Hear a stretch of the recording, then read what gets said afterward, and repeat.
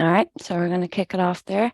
So thanks everybody for joining us today for our session on how to create a media-rich interactive digital learning object, so H5P. So my name is Laura Marr. I work in the Department of Technology Enhanced Learning, and I also have my colleague Roisin Garvey on the call too. So if anybody has any questions, feel free to pop them into the Q&A feature there at the bottom if you're joining us on Zoom, or if you're joining us on YouTube, you can use the chat function there as well. So just to give an overview of today's session, so we're looking at H5P and Canvas. I'm going to run through the two different content types with you. I'm going to give an overview of the reporting on activities and give some demonstrations then on H5P and Canvas, and we'll wrap it up then with some resources. So I'm just going to knock my camera off there just to start us off. So before we begin, I just have a couple of things that I wanted to show you. So first and foremost, we have our help articles here. So this is our knowledge base. So if I just click here, I'll show you, we have a whole section available here on H5P interactive content. And then this is actually broken up here into the layout content types and the activity content types. And basically these are just a variety of help articles that'll give you step-by-steps on how to create each different content type. So there's a big variety of them there that we've created for you. So feel free to go in and use those as a guide if you're using H5P and setting up your content types. Another really useful resource that we have is the Canvas Learn for Staff. So I'm sure most people are familiar with this now. We have a really good section here as well within this course all about H5P. And then the last and the most newest one that I wanted to show you is our Teach with H5P Canvas course. So this is our course that we've developed here. And that basically just give you a run through and a walkthrough of how to use H5P and how to teach with H5P. So within this module, we have a couple of sections here. So we have what is H5P, which will give you an overview of what H5P is and obviously the different content types as well. We also have why would you use it? We have the different interaction types that are available, how you can access it in Canvas, and some steps and guides there to show you how to set it up in Canvas and how to get the content types created. We have a whole variety of examples here. So you can use those as well and kind of give you a look at the different content types and how they work. And any tutorials or recordings that we have are in this section here. So today's recording will also be added to this section. So this is a self-enroll module. So at the end of the session, I'll pop up the URL for that and I'll pop it into the chat as well. And if you need it, you can always reach out to us if you can't find it as well at edtech@mtu.ie. So just to give us an overview, what is H5P? So for anybody who isn't familiar, H5P is an abbreviation for the HTML5 package. So it's a free and open source software. It's based in JavaScript and can be accessed directly from inside Canvas, or you can use the h5p.org website, but obviously we would recommend that you use it inside of Canvas. So overall, it aims to help the creator make more interesting and engaging content. It has room for variety and creativity. It's highly adaptable and flexible for content creation. So it gives users access to over 50 different interactive content types and still counting. It was launched in 2013 and in recent years it's grown a lot more in popularity. So it can be used as a standalone tool on their website, or as I said, it can be used as a plugin in learning management systems, so such as Canvas. So when to use H5P? It's a really great tool for providing learners with activities which they can use outside of the classroom for independent learning. You can also provide students with a wide variety of interactive content, assessment activities, and scenario-based tools. So some things you can do is you can use H5P before the class as a pre-class learning material, or you can use it after the class to support students in further developing their understanding of things that you've covered inside the classroom. You can also use it as a way to enhance the existing content that you already have, so such as like PDFs or PowerPoints, or if you wanted to just create simple knowledge checks as you go along, using things like like multiple choice questions or single type questions there. So there's two content types that you can have inside of H5P. So you have the layout content types. So layout content types allow you to organize and present information for students to navigate and explore. So for example, an interactive image of Europe that will contain information on different cultures based on where the students click. The second one, so these are, just some examples there. So you can have things like image sliders, accordions, columns, course presentations. There's a whole variety of different layout content types. And as I mentioned earlier, if you're looking in our knowledge base, you can click here and you'll get a list of the different content types that you can use and that you can create as well. The second content type that we have then is the activity content types. So these content types allow you to create active learning activities that allow students to interact with content and receive immediate feedback. So an example of this would be a labeling activity. So it could be a drag and drop exercise with different kinds of food based on cuisine. You could also create things like a hotspot image, a guess the answer, questionnaires, the drag and drops, fill in the blanks. So there's a really wide variety of things that you can create using these content types. And although it might seem a bit overwhelming at first for educators who have never used these kind of activity types, they're really helpful. And once you kind of start using, they all follow the same format. So once you go in and kind of start practicing with them, you should be able to, once you make one, you'll be able to kind of make a good few there. And then I just wanted to include some examples of asynchronous content types as well. So lecturers can use these content types in a variety of ways. So you could use them for pre-training to online lectures. You could use it as revision tools or for interactions, or you could use it to create knowledge checks or reporting tools. So I'll go into a little bit more of those in detail now shortly. So an important feature within H5P that just needs mention is the drill down reports. So when students complete H5P questions within Canvas, their answers will be stored and made available within the drill down reporting per content. So it can be accessed by anybody who has the who can edit the content, and reports are available for each content, and it brings the scoring. So you can see here on the side, I just have my list of the different things that you can see inside these reports. So you can see a list of everything that the user has answered. You can see their first and last and best attempt scores. You can see their start and end time and the duration of the attempt. You can see each question score as well. So I'll go into all those in a little bit more detail now as we go through our demonstrations. So I'm just going to jump straight into our demonstrations there now. So I'm just going to pull us over into this window here. So this is just what I use for training sessions and where I kind of create my own H5P interactions. So you might be creating yours in your sandbox module or something similar to that. So I'm going to start us off with a branching scenario there. So basically all I've done is I've gone in and created a page and created a new page. And I've named this then my branching scenario, and I've added that there. So it's basically just an empty page there at the moment. So I'm going to publish that one. And when I click in here, then we can see that we have our empty page. So if I just go into edit my page, the rich content editor then is displayed for me. So how to access H5P inside of Canvas is make that a little bit bigger there. So you have this button here that you can press. So it's the H5P button, or you can see this little plug, which is your apps and plugins, and you can see that it's available here as well. So if I click on either of those buttons, I'll get this pop-up window. And what I can do here is I can see any content that was created by myself or any shared content that's available on H5P there. And I can just add a new content type. So once we click to add our new content type, I'll get this list of all the different content types that I can add into my page. So I'm going to look for my branching scenario there. So I've just wrote that in and I can see it's popping up here. And once I click on it then, I get this little pop-up here. So this basically tells me, I can open it in a new tab, or I can continue in the current window. For a lot of them, working in the current window works just fine. But for the branching scenario, I think it's just a little bit easier to see. And for demonstration purposes as well, I'm going to open this one in the new tab so we can see it nice and big.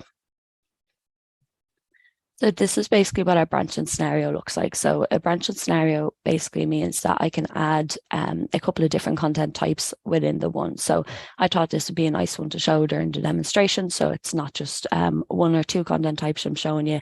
I'm going to create this branching scenario, and within this I can add a couple of different content types.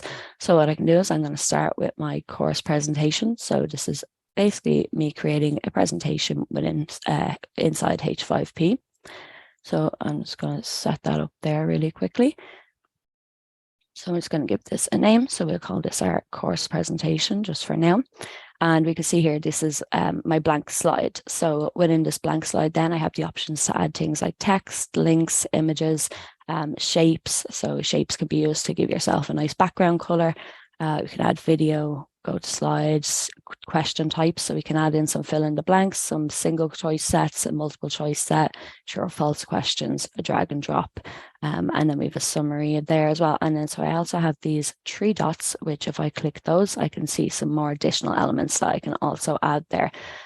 So it's a really nice way to make an interactive presentation. So the first thing I'll do is I'll just add an image there. I'll just call this image slide 1. And so I'm going to add an image into that there. So I'll go to my presentation folder. And so these are kind of some slides that I've already saved out, but just to give you an idea. So this is one of my images that I have from a previous presentation. I'll just give that some alternative text there, slide 1. I also have the option then to add some hover text or some comments, and I can make the background transparent then if I want to do that as well. So once I'm happy with my image and I have all my information in there, I can just press that done button. And we can see that my image has gone into the first slide there. So just to give you an idea there, obviously I'm just kind of doing a really rough example there. So this would be our first slide. So if I want to then move on to the next slide, I have these buttons down here at the bottom. So I can add a new slide. I can clone this slide. I can edit the background, and I can move them left or right or delete the whole slide. So if I want to go in and create a second slide there, we can see I've gotten a second page. I've now 2 out of 2. And then so just to kind of give you an example then as well, if I didn't have that image saved out and I wanted to kind of make a slide from scratch, I've just added a shape there.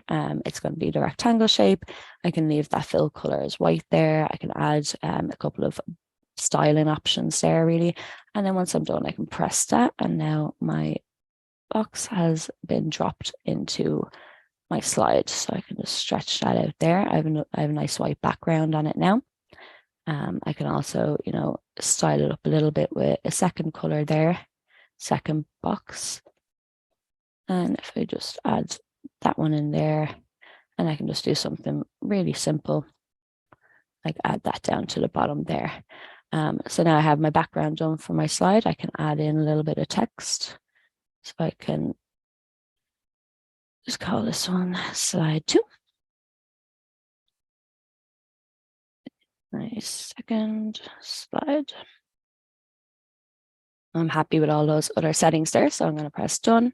And then so I can see my text is in there. So when I come in here, if I'm thinking, this text is actually a little bit smaller, I need to style that up a little bit more, I can go back in here and back into my text, and you can see here that we get a little rich content editor here as well.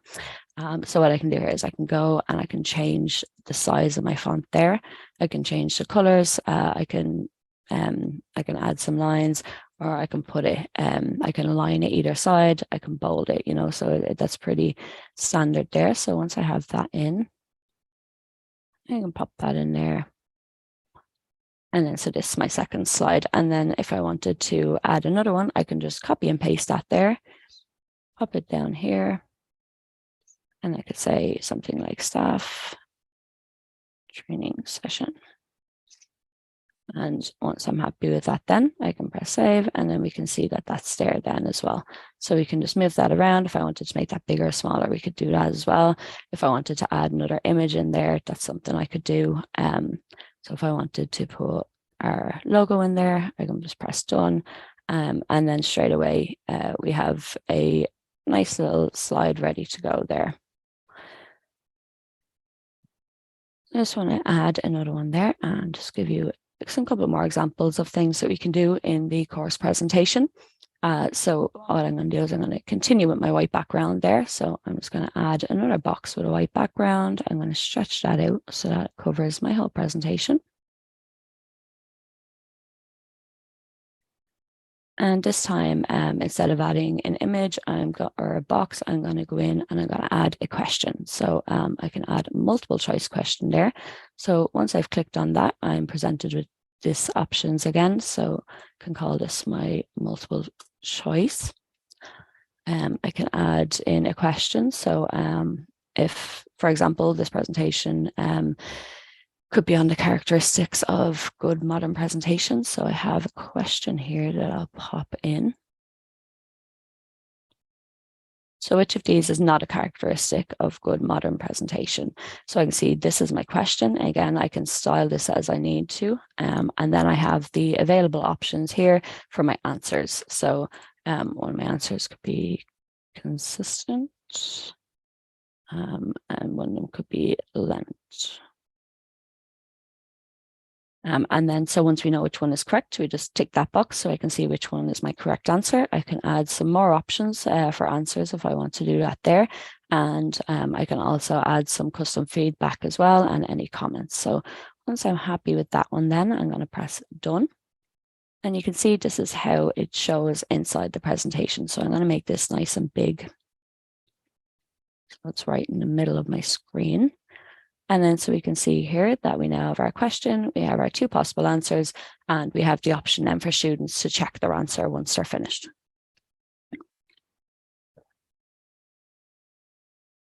So, so as said, there's a variety of different things that you can do there using the course presentation. If I needed to add in some links, if I wanted to add in some fill in the blanks, you could just go through these and really style up your presentation as you need to there.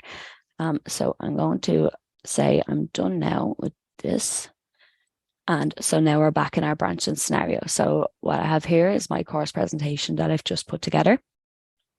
And then so another thing I can do then is if I want to also have an image hotspot, I can drag and drop this, and then this new activity becomes part of our branching scenario. So just to give you a quick demonstration then of how to create an image hotspot.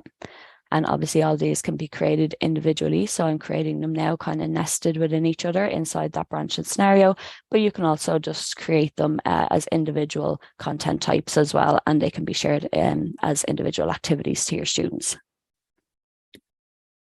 So what I'm going to do for my image hotspot activity, I'm going to first add my background image. So this is going to be the actual interactive image. So if I click add, I'm going to go to my content folder.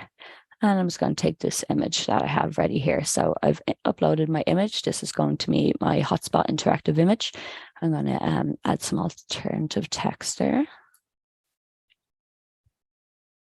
And then I have these predefined icons, or I can pick an image. So basically, I'll show you what that is now. If I have the predefined icon, there's a couple of icons then that I can choose from. So my icon could be a little plus, a minus, a times, a check. I kind of like to use the information one if it's an image that I want students to click on and they kind of get some more additional information from the area where they click. I can also then customize that color. So if I was keeping everything in the same color scheme, that would work really nicely there. So next one, we're going to move down to the hotspot area.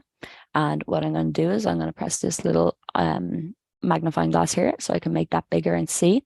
And you can see here that I have this green dot. So the green dot is what the students are going to click as. Once I save that out, that's what's going to be my little information icon there. So we just imagine this is my information icon for now, and then you'll see probably what it looks like then once it's saved out.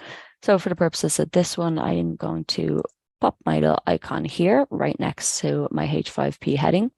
And what I wanted to say is so I can put a optional header for this pop-up, and then it gives me the option then of which content item I want to pop up. So for this example, I want to have a bit of text pop up when the students or when anybody clicks on our little icon there. So I want this to say, this is a heading. So once you're happy with that, then that's fine. You can also add an additional item, so you don't have to just have one kind of one of these options. So I can actually add an item here, and I can also have, as well as the text, a video pop up or an image pop up or some audio pop up. For the moment now, I just need that one to pop up, so I'm happy with that. And so this has now one interactive hotspot that we can click on the image. So what I can do is I can add another hotspot there. So on the same image, and I can add in another little icon where students can click. So if I want to go over here and see this little plug, so I'm going to drop my icon kind of in or around that plug. Once we save it out, the icon they do be a little bit large, so I kind of like to give them a little bit of space. And once I check them, then I just make a mental note if I need to move it slightly over a little bit more or anything. But I think for the demonstration purposes, that'd be perfectly fine to hold that there. So for this one again, I'm going to add just a little bit more text there. I'll say, this is where we find H5P, or this is where we can add H5P even. And so once I'm happy with that, then the same thing, I can continue to add some more hotspots into that image, or once I'm finished with it, I can press my done button there. So if I want to preview anything that I've made so far, I can press on this preview button here. So why don't we just take a moment there and we can have a look at what we've created so far. So from the branching scenario right now, the first thing that's going to pop up is our course presentation that we've created. So this is what our students will see. So if I click on start the course, I see here that I'm immediately presented with this first image on the first slide that we created earlier. And I can click through here to go through to the next slides. So this is our second slide. This is our staff training session. This is our third slide. This was our question that I popped in there, is our multiple choice question. So our answer was length. So if I click on that, I then have the option that I can check that. And the H5P will actually tell me that I've got this right and tell me, 1 out of 1. So I'm happy with that. So I can move on to my last slide. I don't think we put anything on that last slide. And so once I'm finished there, I can press our green proceed button. And I'm brought straight into our image hotspot then. So this is the one that we've just created there. And we can see that my icons are now showing with the little information buttons. I'm happy with their placement, and I'm just going to click them and make sure that I'm happy with the pop-ups that are showing. Perfect. And so I'm going to proceed with that, but we have nothing else there. So we can see that we're at the end of the course, and I have the option then to restart the course then. And then so we won't forget then to add a title then to the start of this. So I'm happy with that there. I'm just going to go back to my edit there. So we're kind of see that our branching scenario now is starting to take shape. So we can see we have our course presentation. Straight after that, we're going to go into our image hotspot. And if I need to rearrange those afterwards, so you can just drag and drop them into the place wherever you want them to be. So I'm going to show you another content type now. So another one I wanted to show you is an interactive video. So these are really helpful if you have videos that you're showing to your class. It might be a video that you have saved onto your computer as a file, or it might be you can add ones in from YouTube as well. So what we do is, so once I've clicked in to create my interactive video, the same as before, I want to give that title. Obviously, we always recommend that you give kind of really descriptive titles, but we're just doing some demonstrations now. So interactive video is good enough for me. And so what I'm going to do is I'm going to click add a video button here. And I can see I have the option here. So I can upload a file that I have saved to my computer, or I can copy and paste a link that I have from YouTube.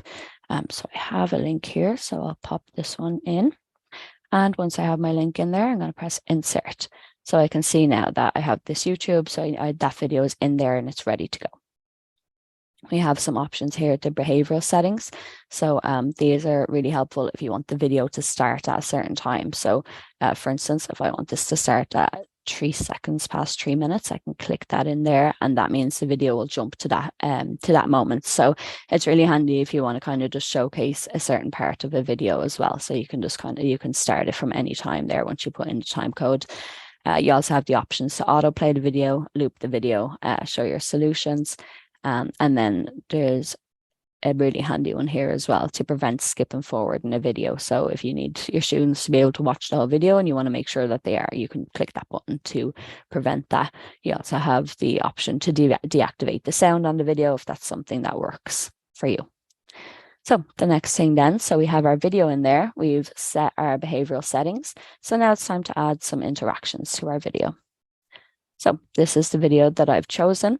So I can see there, if I hit on the play button, sorry, jumped to 13 instead of 1. I'll just run back there and check that. I think that's just somewhere I actually have that time coded in at 13, sorry. So yeah, that's just the link that I've used has a set that it'll jump to that time. But once we actually start playing it, it'll start on the 3 minutes and 3 seconds mark. So what we can do then from inside of this is we have, as before, all our different options that we can add into our video there to make it a little bit more interactive. So if I scrub up to say around the 8-minute mark, just the video that Dara gave us on creating good presentations. So if I go to around the 8-minute mark there, I know just before this mark, he asked us he gave us some information about how many colors is recommended when creating presentations. So I'm going to pop in now a question here. So the students in theory have watched this video. They've heard Dara explain all of this information. And now I just want to give them a quick knowledge check. So I'm going to give a multiple choice question. So once I click on that multiple choice question option, I'm presented with these new settings. So we have this display time. So this means how long our question is going to be on the screen for. So what I like to do is I like to just copy and paste so that these are the exact same. I mean, it's totally personal preference. You could have that question or whatever the interaction type is that you're creating. You could have it displaying for a certain amount. So you could have it displaying for say 10 seconds. But something I like to do just personally is I like to keep this at the same, and then I like to hit the pause video button. So this means that when they get to this moment in the video will completely pause and this question will pop up. And once they've answered it, the video will continue then. So you have 2 options then on how you want to display it. So you can display it as a button or a poster. I like to display it as a poster because it comes up nice and large. And then I'm going to give that a title there. So it's our multiple choice. And then I can just pop in a question there. So how many colors are suggested? Even right there. Perfect. And then we have our available options, just as we did earlier on. So I have the answers could be 2 to 3 colors, or it could be, say, 5 colors or more. And so our correct answer in this case is the 2 to 3 colors. And that's bolded. So I'm just going to take that bold off of it.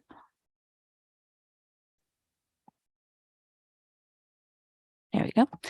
And once I'm happy with that, I could add some additional options, the same as before if I wanted to. But once I'm happy, I can click my done. Now, so here's our question. So this is what we can see. I'm going to pull this out to make it nice and big because I want everything to stop when we get here so that the students will stop watching the video and they can very clearly see what I want them to do. So this pop-up will come. And as you can see here now, we have a little dot just here. And this is showing me that I've added an interaction here. And if I hover over it, I can see that it's a multiple choice question that I've added in there. So if we are happy with our interactions, so obviously I can scrub along and I can add in all these different variety of different interaction types. So we might get to say our 13-minute mark or so, and I can add in a link. So I could say, click here to learn more, or this could say something like watch this second video, read this article, something like that, and then I can add in another link there, and then we get this as a pop-up then as well, so we can pop that anywhere we want. And then if we think that's I think we're happy with that, we can add some visuals. So I can add a background color. I could turn that nice and red so it's really not missable there. And so once we're happy with everything in the video and all our settings are configured, we can press the done option and we can see that our interactive video is now added into our branching scenario there as well. So if I just quickly go into preview that again, go through my slides as before. For this time, if I click the wrong answer, just to give you an idea, you can see that give me the wrong answer. I've left the option on so that the students can see the solution, or they could retry. So you could take that option off if you don't want them to see the solution right away. And then once we get to the end, then we can see that I've gotten that question right there, and I can proceed. We have our image hotspot, and now we also have our video there as well. So we can see there that I've pressed play. My video has jumped to the 303 mark where I wanted it to be. When I get to my 8-minute mark, I'm just going to let that run through so you can see what it looks like. I guess you don't want to kind of have, for example, Perfect. So we can see the video is stopped. I now have this poster here that's popped up, and it's given me the question that I wanted to ask as well. So how many colors are suggested by Dara? And the answer there was 2 to 3. And we continue. And once I press continue, the video will continue to play. And then similarly, once we get to the moment in the video where I've inserted my link, you can see that it pops up here and the students are able to click on that then as well. So I'm happy there with everything in my branching scenario. So there's obviously a variety of things that we can add into it there. And so once I'm happy with that then, I can save that out. So one more quick thing that I just want to show you are these settings here. So you have a variety of settings here. So you can add what way you want to publish it. Protected is perfect kind of for what we're looking to do. If it needed to be added into a website or a different LMS or anything, you can use the public settings there as well. If you wanted to have a collaborator on it, that's something really handy. So if you share the module with somebody, you can add those there. So if I share this module with Roisin, I can add her in there. And that means if anything needs to be edited in any of these that I've created, she also has that access to do that. So I'm going to save that out. And I'm going to insert it into my page. So I can see here now that it's showing up inside that page that we created earlier. So I'm going to save that out. It's really important that you just make sure you're hitting all the saves as you go. And we can see here now we have our branching scenario and we can start it there. And if I wanted to then as well, I could enter the student view and just have another look at how the students can see that as they go. So I'm happy with that there. So I'm going to leave that student view.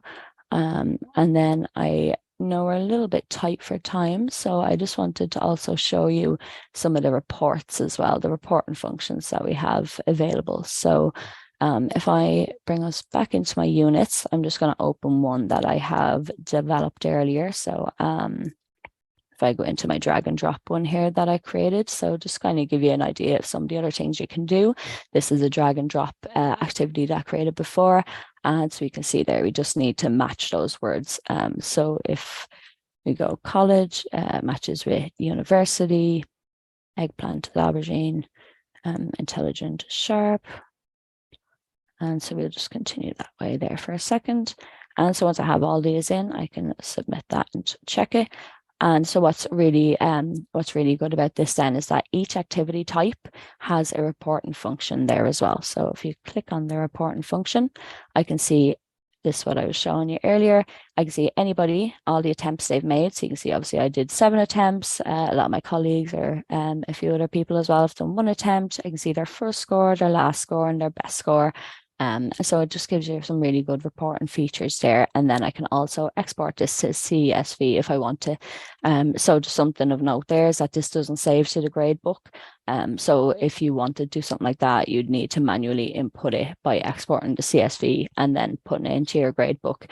But generally, they're just really useful for knowledge checks and other things like that then as we go.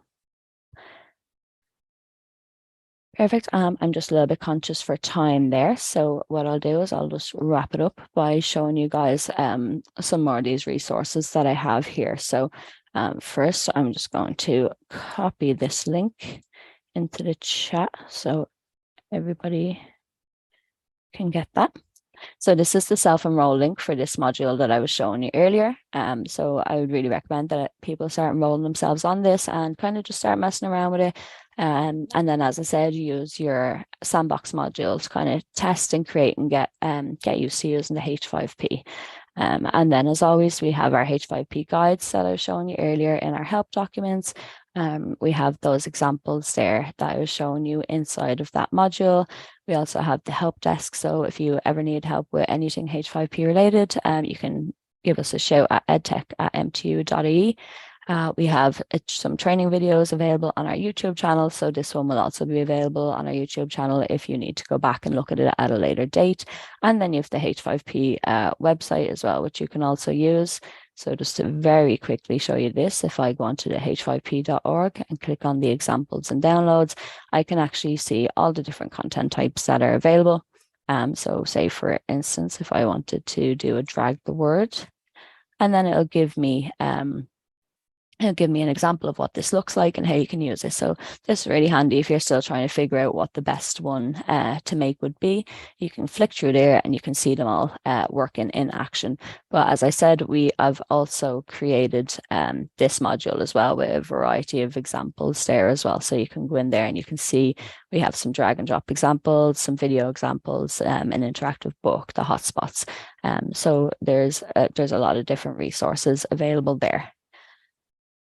Perfect. So I will wrap it up there.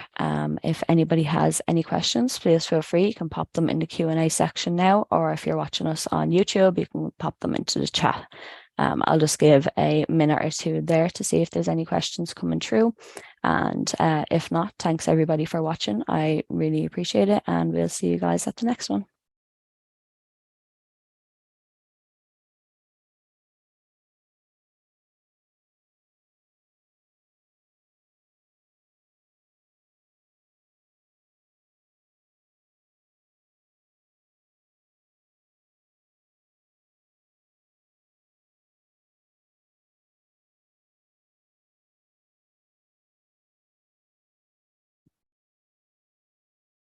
Perfect. So I don't see any questions coming in through there. So again, thanks everybody for watching. We really appreciate that. And I'll see you all again. Thank you.